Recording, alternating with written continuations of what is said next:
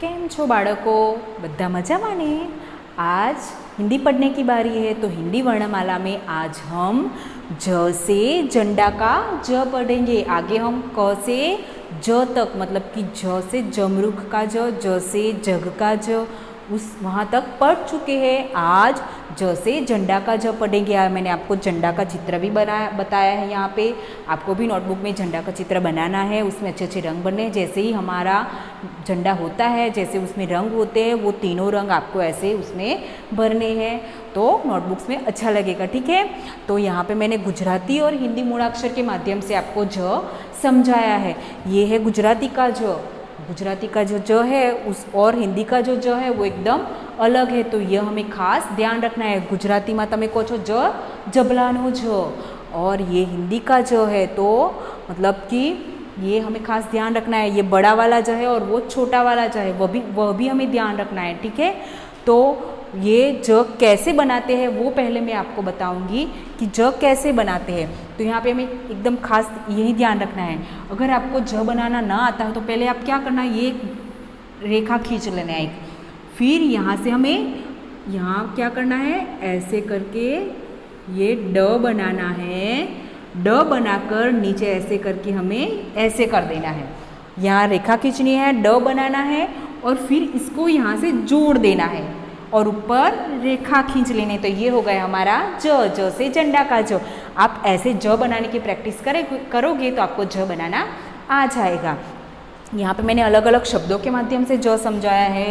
ज से झंडा का ज से झलक का ज से झरना का ज से झटपट का ज।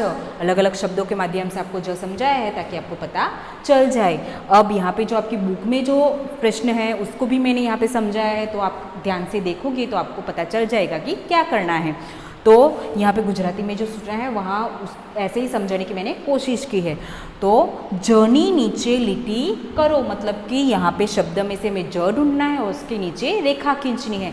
जैसे ही आगे हम करते हैं वैसे ही करना है, यह हमें खास ध्यान रखना है। तो यहाँ पे ज ढूंढकर उसके नीचे हमें रेखा खींचनी है। जैसे जम जम, तो यहाँ पे ज कितनी बार आता है, 2 बार आता है। तो यहाँ पे हमें दोनों ज के नीचे रेखा खींचनी है। ये हमें खास ध्यान रखना है कि शब्द में 2 बार आए वो अक्षर तो 2 बार हम उसके नीचे रेखा खींचेंगे। ठीक है, तो ये रहा ज और ये रहा ज, तो दोनों ज के नीचे हमने रेखा बना ली।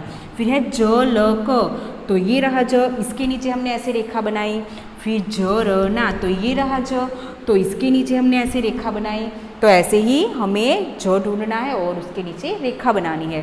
फिर यहाँ पे क्या करना है, शब्दमांथी ज शोधी तेना पर गोળ करो। शब्दमांथी આપણે ज શોધવાનો છે અને એની ઉપર गोળ કરવાનું છે। मतलब अलग अलग हिंदी के शब्द है उसमें से ज ढूंढना है और उसके ऊपर गोल करना है। तो ज ट का, तो ये रहा ज, तो इसके ऊपर ऐसे हम गोल करेंगे। फिर यहाँ पे ज ट प ट, तो कहाँ है ज, ये रहा, तो इसके ऊपर हम ऐसे गोल करेंगे। फिर स म ज, तो कहाँ है ज, ये रहा, तो इसके ऊपर हम ऐसे गोल करेंगे। तो हमें ऐसे गोल करना है। ठीक है, फिर यहाँ ये प्रश्न क्या कहता है, ज थी जुदा अक्षर पर क्रॉस करो। मतलब ज से जो अलग अक्षर हो उसके ऊपर हमें क्रॉस करना है, ज ना हो वही अक्षर पर।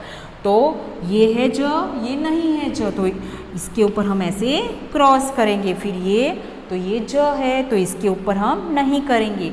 ये नहीं है तो इसके ऊपर ऐसे क्रॉस आएगा। फिर तो इसके ऊपर भी ऐसे क्रॉस आएगा। और तो ये ज है तो इसके ऊपर हम नहीं कर सकते। वैसे ही ये भी ज है तो इसके ऊपर भी नहीं करेंगे। फिर ये नहीं है तो इसके ऊपर हम ऐसे क्रॉस करेंगे। फिर तो ये ज नहीं है तो इसके ऊपर भी ऐसे क्रॉस करेंगे। फिर तो ये ज है तो इसके ऊपर हम नहीं करेंगे।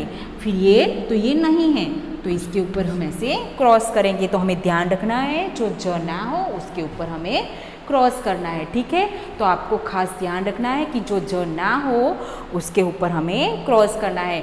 तो आशा रखती हूँ आप सबको ये सारी एक्सरसाइज पता चल गई होगी नोटबुक्स में। और बुक्स में आपको पहले सूचना पढ़नी है, क्या करना है वो देखना है और फिर आपको लिखना है। ठीक है, अच्छे और सुंदर अक्षरों में। धन्यवाद।